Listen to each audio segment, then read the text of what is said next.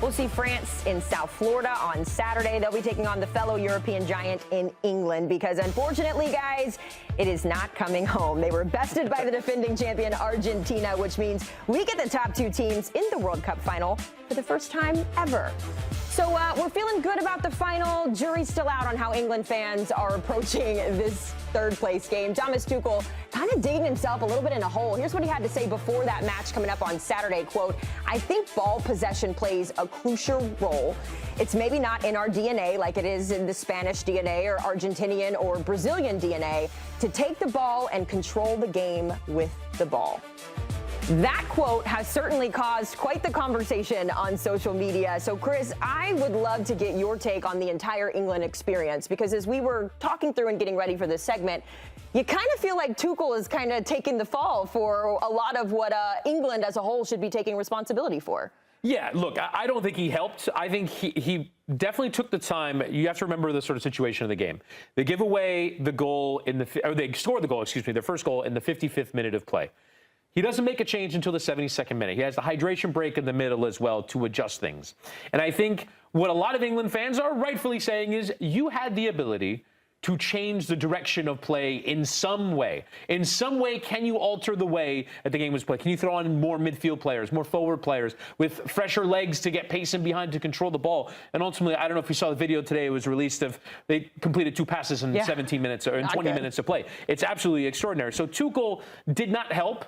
Criticizing England as a footballing nation as a German does not help. But I think he is on to something. I do think that England have time after time after time, and we can show some of the figures, time after time after time, recede. The players don't want to make a mistake. I heard Andros Townsend, the former Tottenham player, say this. Well, your first thought as a player is, I don't want to make a mistake. I don't want to be the one who takes the fall. And that's all 11 players on the pitch. They don't want to be the one who takes the blame. And ultimately, you are never going to win anything like that. You cannot get to a final. You cannot play 3 group stage games and 5 knockout round games thinking, I just can't make a mistake. Yeah. You have to go do something. You have to go get on the ball. Someone in that team has to shout to everyone, we're going to have the ball. We're going to take the ball off of Messi or take the ball off of DePaul or take the ball off of Enzo Fernandez, and we're going to go do something. The players have to do that. The manager can scream it as much as he wants. He screamed it at halftime of the first game that they played against Croatia.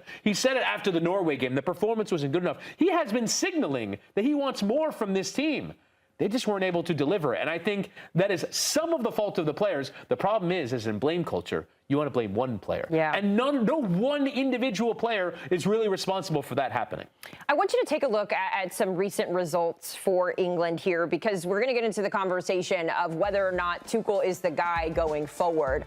And I mentioned it, right? It's never coming home. Is it coming home? We'll see. I mean, Chris, when you look at all of England in major tournaments as of late, these are some big-name teams. What do you make of the results? And with that, is Tuchel the guy to lead them through all of this? And it's not just big-name teams. It's the length of time, the number of coaches, the variety of coaches, the variety of players, and great England teams. Euro 96 at home. They score in the 3rd minute. They lose on penalties. Argentina in 98 at the World Cup. They score in the 9th and the 16th minute. They lose on penalties.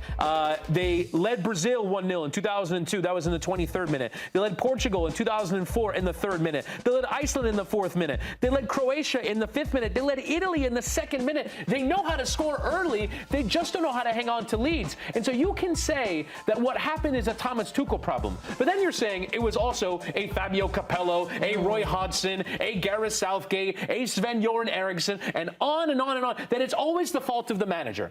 It can't just be the fault of the manager. It has to also be that there is something in the DNA, to use Thomas Tuchel's word, the DNA of English football, that what you are told from a young age is, when you have a lead, we protect it. And it's not about going and being proactive. It's about protecting and not making a mistake and cowering in fear. It seems to me, I'm not English, from analyzing English football, from analyzing the English mentality, that there is a fear of winning rather than this idea of let's go and do something. Let's go be bold and brave. All 11 players, the nation. Yeah, if we lose, we'll get hammered at home. If you screw up individual, you will get hammered at home.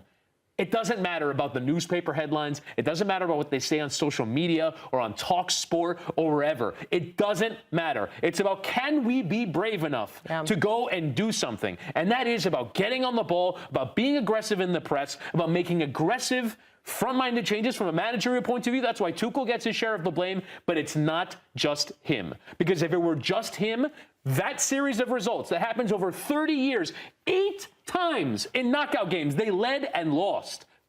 8 times. That is a trend, a historical trend that is not just about one manager, one player. It is a systemic problem. And I think it's between the ears. All right, I'm going to take that soapbox away from you now that we are done with that. But I agree, and it's interesting, too, the team that knocked them out has a different mindset, right? Argentina is like, okay, in the 90th minute, we're turning up. That's where they kind of thrive. So it's interesting, just the different dynamics, DNA, to take that word from Tuchel back. What about France? Obviously, there's a lot of layers going into this third-place game. You've got the Deschampes angle of it all and playing or coaching in his last game there with France. But it's almost like, do you wish maybe a little bit more, given the quality that he's coached over 14 years? Yeah, look, you go back to Euro 2016 when they were at home. It was a home final. They could easily have won that, but I don't think that team was this. There has been an extraordinary development of French talent.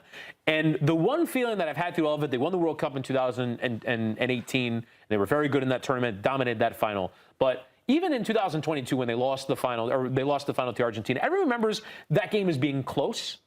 I don't remember that game as being close. That game was an Argentina demolition of France for 80 minutes. Then Mbappé scores in the 80th and the 81st, and then we're off and running. But for the lion's share of that game, it's recency bias, you remember. They got beaten. They got beaten pretty soundly. They got beaten pretty soundly in the 2024 semifinal by Spain. They got beaten pretty soundly in the 2026 semifinal by Spain. And so I think that is where coaching and systems make up a difference. I think France have had the best group of players at the last 3 international tournaments that they've entered, and I haven't seen a style of football that is commensurate with that. I haven't seen France look like, wow, isn't this team? They're explosive. They have great bursts over 15, 20 minutes, but over the course of 90, it seems like they're keeping something in the tank. It seems like they're about defensive balance. It doesn't seem like they're a team that can really fully control the game against the very best teams, which is ultimately what you're measuring them up against. It's a very harsh standard.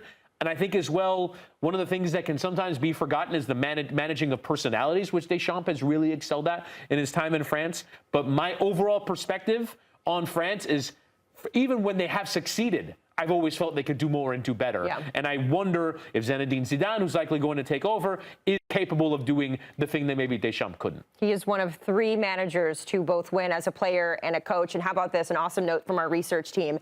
His playing career ended against England, and now his coaching career with France will also end against England there. So we love a little full circle moment there. We look forward to that third place match coming up on Saturday.